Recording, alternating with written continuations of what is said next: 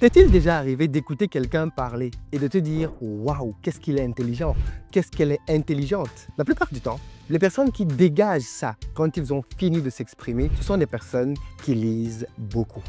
La lecture est la clé que possèdent en commun toutes les personnes intelligentes. En d'autres termes, si tu ne lis pas, tu seras stupide. Tu es même déjà peut-être stupide. Et je ne dis pas ça sur un ton moqueur, c'est juste un fait. Beaucoup d'entre nous ne lisent plus parce que nous avons pensé qu'à l'école, le but était d'avoir des diplômes. Nous n'avons pas compris que l'école avait pour but de nous apprendre à apprendre. Et donc, quand on a eu notre dernier diplôme, on a fermé notre cerveau. Depuis lors, on est en mode survie. Les personnes intelligentes, ce sont les personnes qui ont compris qu'il y a tellement de choses à apprendre dans des livres et qui passent du temps à le faire. Dans cette vidéo, je vais partager avec toi quelques-unes de mes lectures pour l'année 2025. Ici, ce sont les lectures prévues pour le premier trimestre de 2025, dans les 3 premiers mois. Je t'expliquerai comment j'ai choisi ces livres-là, pourquoi ces livres-là. Et j'espère que ça va t'inspirer toi aussi à devenir un meilleur lecteur. Peu importe d'où tu pars, même si tu n'as encore jamais lu un livre, en 2025, il est temps de débloquer ton cerveau.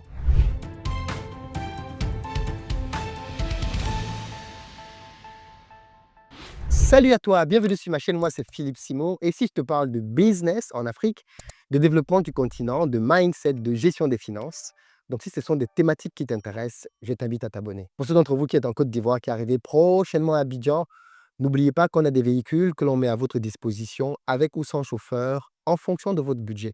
D'ailleurs, en ce moment, nous avons une promotion qui vous permet, à partir d'une semaine de location, d'avoir des tarifs préférentiels. N'hésitez donc pas à nous contacter pour en bénéficier. Pour ceux d'entre vous qui cherchaient plutôt des maisons, votre résidence principale, ou alors un investissement à Abidjan, sachez que nous construisons des villas duplex de très bon standing qui sont disponibles à partir de 42 millions de francs CFA en gros œuvre. Le plus simple est de venir les visiter si vous êtes sur place et de devenir propriétaire. En plus, maintenant, nous donnons la possibilité sur certaines des villas de pouvoir échelonner vos paiements pendant 2 ans. La balle est dans votre camp, les amis. Alors aujourd'hui, je veux que l'on parle d'un sujet importantissime, la lecture.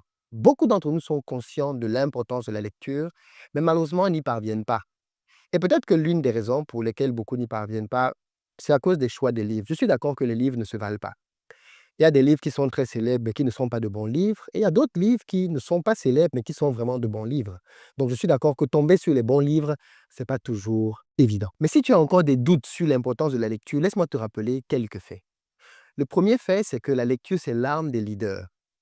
Les leaders lisent. Quelqu'un comme Warren Buffett, qui est l'un des hommes les plus riches au monde, passe 5 à 6 heures à lire par jour. Je ne sais pas si vous réalisez quand même. 5 à 6 heures à lire par jour.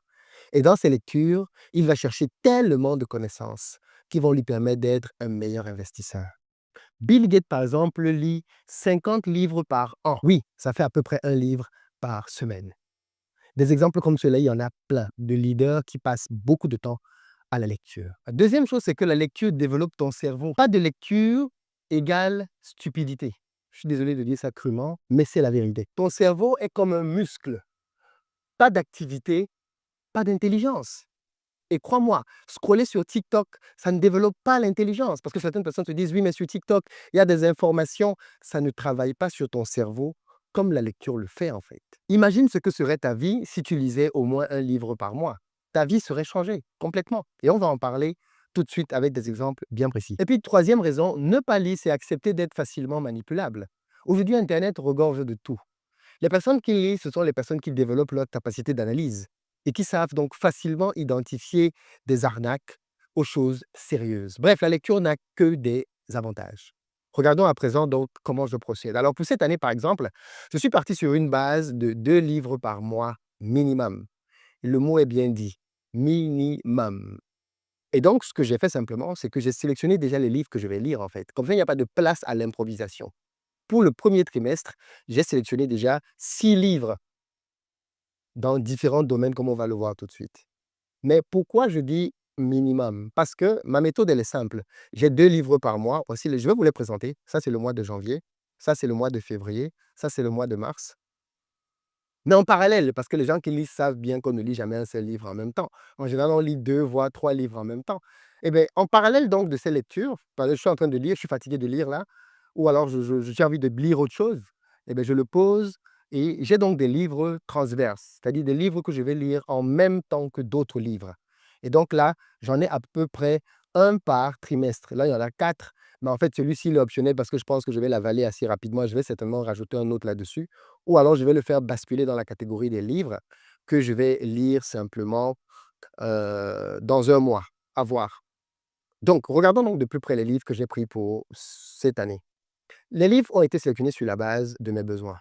Je suis entrepreneur, donc j'ai besoin de lire des livres qui vont m'aider à être meilleur entrepreneur. Donc forcément, là-dedans, vous avez des livres qui vont dans ce sens-là. Mais j'ai aussi d'autres passions. Je suis passionné de géopolitique, je suis passionné d'histoire. Et donc, en général, je vais essayer de lire des livres qui parlent aussi de ces thématiques-là, parce que je considère que ça contribue aussi à mon éducation, ma culture générale, qui me permet aussi de pouvoir mieux analyser certaines situations, même dans le business. Alors, une fois que j'ai dit ça, le premier livre, c'est The Automatic Customer. C'est un livre qui est très intéressant parce que c'est un livre qui vous permet en réalité de créer des abonnements dans votre business, peu importe votre industrie. Et vous savez que moi, je travaille dans plusieurs secteurs. Et donc, j'ai besoin d'apprendre dans ce livre quelles techniques je peux mettre en œuvre dans mes business pour créer des systèmes d'abonnement, des systèmes de membership, des systèmes de club. Comment je peux faire ça? Quelle stratégie je peux mettre en œuvre pour créer ce genre de choses? Et ce livre-là, c'est l'un des meilleurs dans ce domaine-là. Le deuxième livre que je vais lire ce mois de janvier, c'est un livre très connu, 12 règles pour une vie, de Jordan Peterson. Si vous ne connaissez pas Jordan Peterson, je vous invite à aller sur YouTube voir qui c'est. C'est un philosophe, historien aussi, qui a été prof à Harvard d'ailleurs, et puis à l'Université de Toronto. Brillant. Pour le coup, c'est le genre de personne qui, quand elle parle, tu vois que le gars, il est smart. Il est même très smart. Et donc, Jordan Peterson a écrit ce livre, qui en gros est un peu une sorte de antidote à la dépression dans le monde dans lequel nous vivons et dans lequel il donne 12 règles de vie. Je peux vous donner quelques-unes des règles. Il dit par exemple, règle numéro 3, choisissez pour amis des gens qui souhaitent ce qu'il y a de mieux pour vous. Règle numéro 4, comparez-vous à la personne que vous étiez hier et non à quelqu'un d'autre. Règle numéro 9, et c'est une règle que j'applique et qui me semble est très sous-estimée. Partez du principe que celui qui vous écoute en sait plus que vous. Par exemple, dans le cadre des vidéos que je fais, ça m'aide à être beaucoup plus précis, pointu, parce que je sais que beaucoup de gens me suivent et parmi les gens qui me suivent, il y a des gens qui sont beaucoup plus experts que moi, peu importe le domaine. Donc, si je veux parler d'un domaine que ces personnes la connaissent, je dois éviter de dire des conneries parce qu'ils en savent plus que moi. Et ça m'aide beaucoup parce que ça me maintient dans une position d'apprentissage. Donc ça, c'est pour le mois de janvier, un minima. Le mois de février, 2 livres. Le premier, c'est Le Grand Échiquier de, alors, Brzezinski. Je connais pas, je sais pas comment on prononce son prénom. Brzezinski. Je pense que tous les géostratèges ont déjà lu ce livre. J'ai lu quelques extraits et je me suis dit, il est peut-être temps de lire le livre en entier. C'est un livre qui, alors, Brzezinski est en réalité, il a été conseiller du président Carter de 1977 en 1981. Mais c'est quelqu'un qui, apparemment, dans ce livre, avait prédit beaucoup de choses que l'on est en train de voir dans le monde d'aujourd'hui. Beaucoup de choses. Et c'est quelqu'un qui, apparemment, de par son travail, a beaucoup structuré, ou du moins contribué à structurer la politique des États-Unis vis-à-vis du monde extérieur. Et donc, j'ai hâte de le lire parce que beaucoup de personnes, dans les débats notamment, prennent Brzezinski en référence. Brzezinski, Brzezinski. Donc, je me suis dit, j'avais déjà lu quelques bouts, il est peut-être temps pour moi d'aller en profondeur et de lire tout le livre. Donc, ça, c'est pour le mois de février. L'autre livre que je veux bien lire, c'est Multiplier. Ça, c'est un livre qui, le titre, c'est Comment les meilleurs leaders font ressortir le génie en chacun. J'ai des collaborateurs avec lesquels je travaille et je tiens à ce qu'ils soient épanouis, productifs dans leur mission chez nous. Et je pense qu'un tel livre pourrait m'aider à davantage aller tirer le meilleur de chacun de mes collaborateurs, de mes équipes, pour avoir une équipe plus soudée, parce que c'est la base des grands résultats. Donc ça, multiplier, c'est prévu pour le mois de février. Au mois de mars, j'ai 2 livres. Alors le problème, c'est que les 2 sont en anglais, donc peut-être que je vais inverser. Alors certains des livres sont en anglais ici, The Automatic Customer, c'est en anglais. Exponential Organizations, c'est un livre business qui explique comment scaler un business de nos jours grâce à la technologie. Qu'est-ce qui fait que les business aujourd'hui qui marchent le plus sont des business liés à la tech et comment on peut s'en servir, peu importe notre industrie, comment utiliser la tech pour scaler nos résultats. C'est de ça dont il parle là-dedans, Exponential Organizations. Et bien évidemment, Principles de Ray Dalio. Si vous ne connaissez pas Ray Dalio, allez regarder qui est Ray Dalio sur Internet. Ceci est un livre très connu, très, très connu. J'ai lu là aussi des extraits et je me suis dit, cette année, il faudrait peut-être que je le lise de bout en bout. Donc, cette année, je vais lire Principes. C'est ça, il partage des principes de vie, mais qui vont permettre d'être juste extraordinaire dans tout ce que l'on fait en réalité. C'est vraiment des principes de vie, pas que de business. Ray Dalio, c'est un très, très, très, très gros entrepreneur. Et dans les livres donc, que j'ai mis en parallèle, c'est des livres un peu plus costauds, donc forcément qui vont prendre un peu plus de temps à lire. Lui, il est en anglais, mais c'est un livre de Paul Kennedy, The Rise and Fall of the Great Powers. L'ascension et la chute des grandes puissances. Le but ici, c'est de comprendre simplement comment les grandes puissances sont devenues grandes puissances au fil de l'histoire. Quelle a été leur trajectoire et comment elles ont chuté. C'est un livre donc d'histoire et j'imagine aussi de géopolitique très intéressant. Donc, je vais m'attaquer à ça. Là aussi, c'est un livre que j'avais déjà lu, mais pas en entier. Cette fois-ci, je vais aller en entier. L'Empire qui ne veut pas mourir. Un livre bien évidemment génialissime pour comprendre la France-Afrique. Dans ses méandres, dans ses détails, travail énormissime de 4 historiens. Donc, ouais, voilà. Donc, cette année, il est au programme pour moi, L'Empire qui ne veut pas mourir. La France-Afrique, une histoire de la France-Afrique. Un autre livre aussi qui est très intéressant, c'est Guns, Gems and Steel. C'est un livre qui a eu un franc succès. Et pareil, c'est un livre d'histoire qui raconte un tout petit peu l'histoire de l'humanité et qui a d'ailleurs gagné un prix Pulitzer. C'est pas rien. Et j'ai hâte de voir comment il raconte l'histoire de l'humanité. Il y a d'autres livres, hein, bien évidemment, dans ce sens-là. Mais bon, il y a plusieurs. Je pense que je vais apprendre beaucoup d'éléments là-dedans sur l'histoire aussi de l'humanité, sur l'Égypte, sur. Quand je feuillette comme ça, je vois même des images de personnes aborigènes, peut-être. Je n'en sais rien. Mais bon, bref. Le dernier, c'est Church Planter. C'est un livre que je n'ai pas encore lu, mais qui est dans la bibliothèque depuis un certain temps.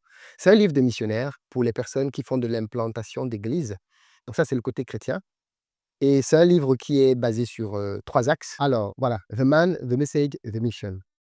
The Man, qui est l'homme qui est supposé servir Dieu? Qu'est-ce que Dieu attend de cet homme-là? The Message, quel est le message qu'il est supposé véhiculer? Le vrai message de l'Évangile, pas les histoires que les gens font maintenant pour escroquer les gens partout au nom de Dieu. The Mission, quelle est la mission qui est la sienne? Et donc, c'est un livre, en fait, qui rappelle les fondamentaux de la foi chrétienne. Et voilà, donc j'ai hâte de relire ça, de voir sous quel ordre ils ont apporté ça, quelles anecdotes ils ont mises dedans. C'est pour ça que je disais, comme il est quand même beaucoup plus petit que les autres, je pense qu'il a peut-être basculé pour être un livre du mois. Ce que je vais peut-être faire, c'est que si je me rends compte que j'ai vite terminé un des livres, je vais peut-être basculer là-dessus, en attendant. Donc voilà un tout petit peu. Vous avez donc vu que j'ai choisi des livres dans les différents domaines qui me parlent.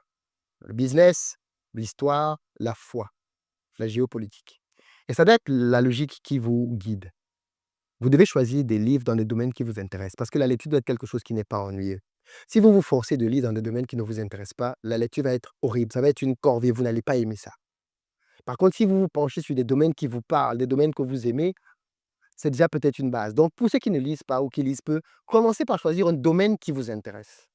Et prenez un premier livre là-dedans qui a peut-être été un best-seller. Parce que généralement, les best-sellers, ce sont des livres qui sont écrits facilement. C'est-à-dire qu'on peut les lire et comprendre facilement. Donc, allez prendre un best-seller et commencez là-dedans. N'essayez pas de faire grand-chose. Commencez même par lire 2-3 pages par jour. 2-3 pages par jour. Si vous pouvez faire plus, passez à 5, passez à 10 pages. Mais le vrai exercice, ce n'est pas le nombre de pages que vous allez lire, c'est la régularité chaque jour. Si vous parvenez à mettre dans vos habitudes de lire chaque jour, même si c'est 2-3 pages, 5 pages, 10 pages, vous allez être surpris que dans quelques mois, vous allez lire des livres entiers en une journée. Eh oui, mettez-vous à l'exercice et la lecture vous le rendra. Dans les commentaires, dites-moi quels livres vous ont le plus marqué. Peut-être que ça peut me donner des idées de livres aussi à lire. D'ailleurs, je me posais la question, ça peut être intéressant, chaque fois que j'ai terminé un de ces livres-là, de vous faire un compte-rendu. Si ça vous intéresse, vous mettez en commentaire compte-rendu. Et comme ça, je saurai que quand je lis un livre, je vous fais le compte-rendu dans une vidéo. Allez, rendez-vous dans les commentaires. Peace.